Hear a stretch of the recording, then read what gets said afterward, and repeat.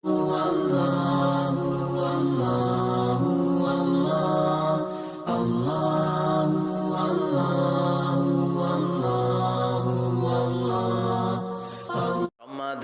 চাও যদি জীবনে মরণে, ফিরে যাও খুঁজে নাও চোখ রাখো কোরআনে। পড়েন সবাই, সমাধান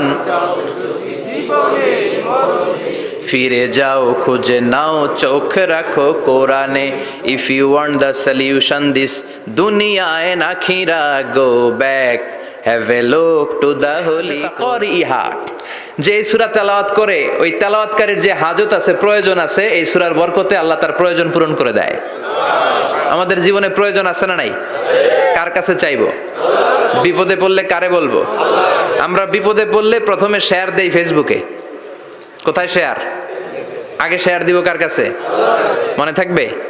বিপদে পড়লে ফেসবুকে শেয়ার দিব না, বন্ধুরে শেয়ার করব না, বউয়ের কাছেও পরে শেয়ার করব, আগে শেয়ার করব কার কাছে? মনে থাকবে? এজন্য বিশ্বনবী বলতেন এই সূরার নাম সূরাতুল কাদিয়া, মানুষের হাজত পূরণ করে দেয়। এই সূরা তেলাওয়াত করে যদি আপনি আল্লাহর কাছে কোনো বিপদ থেকে পানা চান অথবা কোনো প্রয়োজন নিয়ে দোয়া করেন, সূরার বরকতে প্রয়োজনটা পূর্ণ করে দেয় কে? কেউ যেটা পারে না পারে কে? কেউ যেটা দেয় না দেয় কে? কেউ যেটা শোনে না শোনে কে? তাহলে পেলাম সূরাতুল কাদিয়া। আরেকটা নাম আছে সূরার, সেটা হচ্ছে সূরাতুল আযীমা, সুমহান সূরা। কি সূরা? সুমহান। আযীমা, আযীম আর আযীমা এই শব্দ দুইটা অনেক দামি, আল্লাহ যে কোনো জায়গায় ব্যবহার করেন নাই। বিশ্বনবীর চরিত্রের উপমা দিতে যে আল্লাহ আযীম শব্দ বলেছেন, তাই না? রব্বুল আলামিন বলেন ওয়া ইন্নাকা লাআলা খুলুকিন আযীম। ও নবী, সাধারণ কোন চরিত্র আপনারে আমি দেই নাই, আপনারে আমি দিয়েছি আযীম একটা চরিত্র, খুলুকুন আযীম। And verily indeed you are on a very good standard of character. অসাধারণ চরিত্র দিয়েছি। বিশ্বনবীর চরিত্র বুঝাতে যে আল্লাহ কি শব্দ ব্যবহার করেছেন? কথা বলে না, তাফসীর শিখে যেতে হবে। কোন শব্দ ব্যবহার করেছেন? আযীম। আবার আল্লাহ নিজের পরিচয় দিতে যে আযীম বলেছেন, ওয়ালা হিফযুহুমা ওয়া হুয়াল আলিয়্যুল আযীম। সুবহানাল্লাহ। আকাশ জমিনের নিয়ন্ত্রণ করতে যে আল্লাহ কখনো ক্লান্ত হয় নাকি? কারণ তিনি হচ্ছেন আল আলিয়্যুল আযীম। আল্লাহু আকবার। তার মানে নবীর চরিত্রের ক্ষেত্রে আযীম, আল্লাহর নিজের সত্তার ক্ষেত্রে আল্লাহ বললেন আযীম। আবার বললেন কিয়ামতের দিন গোটা পৃথিবীটারে আমি নাড়িয়ে দেব, গোটা পৃথিবীতে একটা আমি ভূমিকম্প দিব। এই কথাও কোরআনে আছে না নাই? ইযা জুলজিলাতিল আরদু জিলজালাহা আল কারিয়াতু মাল কারিয়া। পুরো পৃথিবী কাঁপিয়ে দিব। এই কাঁপাকাঁপিটা ওই দিনের ভূমিকম্পটা কি অন্যান্য সময়ের ভূমিকম্পের মতো হবে? এই ভূমিকম্পকে আল্লাহ বলেছেন আযীম। ইন্না জালজালাতাস সাআতি লা শাইউন আযীম। সেদিনের ভূমিকম্প সাধারণ কোন আর্থকোয়েক নয়, সাধারণ ভাইব্রেশন না, এটা আযীম। আবার আল্লাহ কোরআনকেও আযীম বলেছেন, ওয়ালাকাদ আতাইনাকা সাবআম মিনাল মাসানি ওয়াল কুরআনাল আযীম। ও নবী, আমি আপনার নিত্য পাঠনীয় সপ্তবাক্য সূরাতুল ফাতিহা দিয়েছি, সাথে সাথে কোরআনে আযীম দান করেছি। সুবহানাল্লাহ। তার মানে কোরআনের ক্ষেত্রে আযীম, কিয়ামতের ভূমিকম্প এটা আযীম, আল্লাহ নিজেও আযীম, বিশ্বনবীর চরিত্র আযীম। আবার এই সূরাটাও যেহেতু দামি, এজন্য এই সূরার নাম সূরাতুল আযীমা, সূরাতুল আযীমা, সুমহান সূরা। এটা যেন তেন সূরা নয়, এটা তো কোরআনের কলব। কলব ছাড়া মানুষ বাঁচে? হার্ট ফাউন্ডেশনে যেয়ে দেখবেন মানুষের কি অবস্থা। হৃদরোগ, হৃদয় যার নষ্ট, তার যে কত কষ্ট। এই যে কি পরানো লাগে এখন? রিং পরায়, এনজিওগ্রাম, এনজিওপ্লাস্টি করে আর্টারি ব্লক করে ফেলে। চর্বি, এত চর্বি আমরা খাই, এত গরুর গোশত আমরা খাই। মনে রাখবেন, যেই প্রাণীর পা বেশি ওইটার ভিতরে কোলেস্টেরল বেশি। মাছের কয় পা? হ্যাঁ, নাই, এখানে নাই, মাছের পাটা নাই, কোলেস্টেরল নাই। মুরগির কয় পা? জোরে বলতে হবে। তার মানে কিছু কোলেস্টেরল আছে না নাই? গরুর কয় পা? কোলেস্টেরল বেশি না কম? এইবার কোন চিংড়ির কয় পা? সবচেয়ে বেশি কোলেস্টেরল কন্টেইন করে শ্রিম্প, প্রন, চিংড়ি। এজন্য এগুলো কম খাইতে হবে। তবে 40-এর আগে যারা আছেন ধুমায়া খান, 40-এর পরে এই যে মাটন, ল্যাম্প, ছাগলের গোশ, খাসির গোশ, চিংড়ি, এগুলো আপনার ডায়েট থেকে বাদ দিয়ে দিতে হবে। বুঝতে পেরেছেন? এজন্য এই সূরাটা যেন তেন সূরা নয়, এটা তো কোরআনের কলিজা, হার্ট, হৃদয়। এজন্য সূরাটা সূরাতুল আযীমা। সুবহানাল্লাহ পড়েন। তার মানে 1 নম্বরে পেলাম সূরাতুল কাদিয়াহ, 2 নম্বরে পেলাম সূরাতুল আযীমা, 3 নম্বরে সূরার আরেক নাম হলো সূরাতুল মুইম্মা। সূরাতুল মুইম্মা। মুইম্মার 2 অর্থ। এক অর্থ হচ্ছে এটার বরকতটা আম, সবার জন্য, যেই পড়ে সেই বরকত পায়, এজন্য মুইম্মা। আবার মুইম্মার আরেক অর্থ হচ্ছে যেই সূরা শত্রুকে অন্ধ করে দেয়। কি করে দেয়? এই সূরার প্রথম 9টা আয়াত যদি বিপদে পড়ে, শত্রুর কবলে পড়ে আপনি তেলাওয়াত করেন, শত্রুর চোখটারে অন্ধ করে দিবে কে? আল্লাহ। বিশ্বনবী মক্কা থেকে যখন মদিনায় যায়, হিজরতের সময় বিশ্বনবী সূরাত ইয়াসিনের প্রথম 9টা আয়াত তেলাওয়াত করলেন। তেলাওয়াত করে আল্লাহর নাম নিয়ে ঘর থেকে বের হলেন। আশেপাশে কাফেররা ঘুরে কিন্তু বিশ্বনবীরে দেখে না, সবাই খেলে এরকম এরকম করে, ডানে বায়ে হাতায়, বিশ্বনবীর সামনে দিয়ে যায়, কিন্তু কাফেরদের চোখ অন্ধ করে দিয়েছে কে? আল্লাহ। এজন্য কোরআন তেলাওয়াত করলে কাফেরদের চোখকে অন্ধ বানায় দেয় কে? আল্লাহ। এজন্য সূরার একটা নাম হচ্ছে সূরাতুল মুইম্মা। কি নাম? অন্ধ করে দেয়। তাফসিরে কুরতুবির মুসান্নিফ ইমাম আল কুরতুবি, উনাকে জালিম বাদশা বন্দী করেছিল। ওনার তাফসিরে এসেছে উনি শক্তিশালী লোক ছিলেন, জেলখানা ভেঙে বাঁচার জন্য দিছে দৌড়। উনারেও ধরার জন্য জালিম বাদশার সৈনিকেরা ঘোড়া নিয়ে রওনা হয়েছে, উনিও দৌড়ায়, ঘোড়াও পেছন থেকে আসে।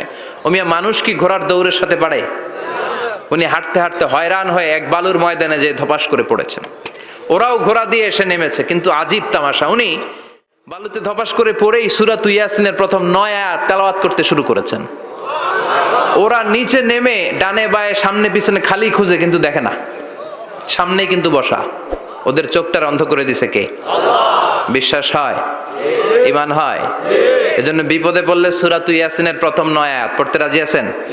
আল্লাহ তুমি তৌফিক দাও। আমিন। আর জোরে পড়েন আমিন। এজন্য আল্লাহ চমৎকার ভাবে এই সূরাটা শুরু করে দিলেন। 2টা কাটা অক্ষর দিয়ে আল্লাহ বললেন ইয়াসিন ওয়াল কুরআনিল হাকীম ইন্নাকা লামিনাল মুরসালিন আলা সিরাতিম মুস্তাকিম। পড়েন সুবহানাল্লাহ।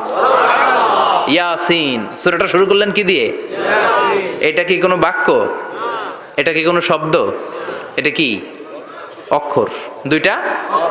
প্রথম অক্ষরের নাম ইয়া, দ্বিতীয়টা সিন। আওয়াজ করে বলেন, প্রথম অক্ষরটার নাম ইয়া, দ্বিতীয়টা সিন। খুব চমৎকার না? বাক্য দিয়ে এই সূরাটা শুরু করে নাই। যেমন ইযা জুলজিলাতিল আরদু জিলজালাহা, এই সূরার প্রথম আয়াত, এটা একটা বাক্য না? জি। আচ্ছা। ওয়াদ-দুহা ওয়াল-লাইলি ইযা সাজা, বাক্য না? জি। কিন্তু ইয়াসিন এটা কি কোনো শব্দ? না, এটা কাটা 2টা অক্ষর। সুবহানাল্লাহ পড়েন। সুবহানাল্লাহ। আল্লাহ 114টা সূরার প্রায় 29টা সূরা এরকম কাটা কাটা অক্ষর দিয়ে শুরু করেছেন। সুবহানাল্লাহ নাই? সুবহানাল্লাহ। এই 29টা সূরা কখনো আল্লাহ একটা অক্ষর দিয়ে শুরু করেছেন, কখনো 2টা অক্ষর দিয়ে, কখনো 3টা দিয়ে, কখনো 4টা দিয়ে, কখনো 5টা দিয়ে। একটা অক্ষর দিয়ে আল্লাহ কোরআনের সূরা শুরু করেছেন, এরকম একটা সূরা বলেন।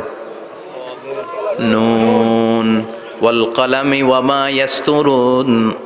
নুন, নুন দিয়ে সূরা শুরু হয়ে গেছে। তারপরে কফ, এক অক্ষর দিয়ে সূরা শুরু হয়ে গেছে। সুবহানাল্লাহ পড়েন। সুবহানাল্লাহ। এবার বলেন 2 অক্ষর দিয়ে সূরা শুরু হয়েছে এরকম সূরা বলেন। আমিন। এত দূরে যান কেন? এটা আছে না নাই? ইয়াসিন। সুবহানাল্লাহ পড়েন। ইয়াসিন 2 অক্ষর দিয়ে। তারপরে হামিম। এবার 3 অক্ষর দিয়ে আল্লাহ সূরা শুরু করছেন, এরকম আলিফ লাম মিম তাসিন মিম। আল্লাহু আকবার। আবার 4টা অক্ষর দিয়ে সূরা শুরু হয়েছে, এরকম আছে না নাই? হাফেজ সাহেব কোন?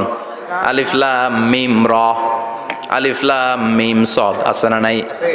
আবার 5টা কাটা অক্ষর দিয়ে সূরা শুরু হয়েছে। সূরা মারিয়ামের শুরুতে কি আছে? কাফ হা ইয়া আইন সাদ। সুবহানাল্লাহ পড়েন। এরকম প্রায় 29টা সূরা আল্লাহ কাটা কাটা অক্ষর দিয়ে শুরু করেছেন, কোনো বাক্য দিয়ে নয়, কোনো শব্দ দিয়ে নয়। কি দিয়ে? হারফ দিয়ে। হারফ। এই হারফগুলোরে বলে হুরুফ আত-তাহাজ্জি, বা হুরুফ আল মুকাত্তাআত, কাটা কাটা অক্ষর। মনে রাখবেন কোরআনের আয়াতগুলো দুই ভাগে বিভক্ত, একটা মুহকাম, একটা মুতাশাবিহ। মুহকাম মানে যেগুলোর অর্থ আমরা জানি, যেগুলোর ব্যাখ্যা আমরা জানি, যেটার ইন্টারপ্রিটেশন, এক্সপ্লেনেশন আমাদের জানা আছে। আর মুতাশাবিহ আমরা অর্থ জানি না, আমরা ব্যাখ্যা জানি না, এটা দিয়ে আসলে কি বুঝাইছে আমরা কেউ জানে না। জানে একজন, চিল্লায় বলেন তিনি কে? আল্লাহ বললেন ওয়া ইন কুনতুম ফি রাইবিম মিম্মা নাযালনা আলা আবদিনা ফাআতু বিসূরাতিম মিন মিসলিহি ওয়াদউ শুহাদাআকুম মিন দুনিল্লাহি ইন কুনতুম সাদিকিন। আল্লাহ বললেন ও জাহেলি যুগের লোকেরা, শোনো শোনো, এত আরবি কবিতা বানাতে পারো, এত গল্প লিখতে পারো, আরবিতে এত নোবেল বানাতে পারো, আর্টিকেল লিখতে পারো, আমার নবীর উপর যে কোরআন আমি নাজিল করেছি এই কোরআনের ব্যাপারে অন্তরে যদি কোনো সন্দেহ থাকে, বাপের বেটা হলে পারলে কোরআনের মতো একটা সূরা বানিয়ে নিয়ে আসো। পারছে? কিয়ামত পর্যন্ত কেউ পারবে? বিশ্বনবী যেই জামানাতে এসেছিলেন ওই জামানায় আরবি ভাষা সাহিত্যের উৎকর্ষতা সাধিত হয়েছিল। আরবি ভাষার এতটা উৎকর্ষ পৃথিবী কখনো দেখে নাই। কবিতা, গদ্য, পদ্য, গল্প, উপন্যাস, রচনা, প্রবন্ধ, আর্টিকেলের শয়লাভ। এই ভাষা সাহিত্যিকদের চোখে আঙ্গুল দিয়ে আল্লাহ বুঝাতে চাইলেন, এত অর্থ করতে পারো, এত ব্যাখ্যা জানো, এত বড় বড় বুলিয়া ওড়াও, এত কিছু তুমি জানো, তাহলে বলো ইয়াসিন অর্থ কি? সুবহানাল্লাহ কইবেন না? তাইলে বল নুন অর্থ কি, কফ মানে কি, আলিফ লাম রা মানে কি, ফাবুহিতাল্লাযী কাফার। কেউ জানে না, কেউ উত্তর দিতে পারে না। কোন সুবহানাল্লাহ। এটা কোরআনের মুজিজা, এটার অর্থ কেউ জানে না। আর এগুলোর অর্থ নিয়ে খোঁচাখুচি করা, মুফাসসিরিন ইকরাম এগুলোর কিছু অর্থ সম্ভাব্য বলার চেষ্টা করেছেন। যেমন ইয়াসিনের অর্থ ইবনে আব্বাস বলেছেন এর অর্থ হতে পারে ইয়া ইনসান, হে মানুষ। সুবহানাল্লাহ পড়েন। কেউ কেউ বলেছে এটার অর্থ হতে পারে ইয়া সাইয়্যিদ আল মুরসালিন। কেউ কেউ বলেছেন ইয়াসিন হতে পারে ইসমুল্লাহ, আল্লাহর নাম। কেউ বলেছেন এটা হতে পারে ইসমুন লিন নবী, বিশ্বনবী বিহি। এটার দ্বারা আসল অর্থ যে কি এটা আমরা কেউ জানি না। জানে কে? আল্লাহ। চিৎকার করে বলতে হবে, জানে কে? আল্লাহ। তাহলে ইয়াসিন মানে আমরা জানি না। ইয়াসিনের অর্থ আমরা ছেড়ে দেব কার উপর? আল্লাহ। এরপর আল্লাহ বললেন ওয়াল কোরআনিল হাকিম, প্রজ্ঞাময়, বিজ্ঞানময় কোরআনের শপথ। ওয়াল কোরআনিল হাকিম, বিজ্ঞানময়, প্রজ্ঞাময় কোরআনের শপথ বা কসম। ওয়াল কোরআনিল হাকিমে যে ওয়া, এই ওয়াটারে আরবিতে বলে ওয়া আল কাসামিয়া। কি বলে? ওয়া আল কাসামিয়া। কসম কাটার জন্য আল্লাহ এই ওয়া ব্যবহার করেছেন। যত জায়গায় কোরআনে আল্লাহ কসম কেটেছেন ওই কসমের শব্দটার আগে ওয়া আছে না নাই? আছে। ও মিয়া, কোরআনে আল্লাহ সময়ের শপথ করেছেন, কসম কেটেছেন, যুগের কসম কেটেছেন। যুগের সময়ের আরবি হলো আল আসর। এই আসরের আগে ওয়া আছে না নাই? কি বলছে আল্লাহ? ওয়াল আসর, ওয়াল।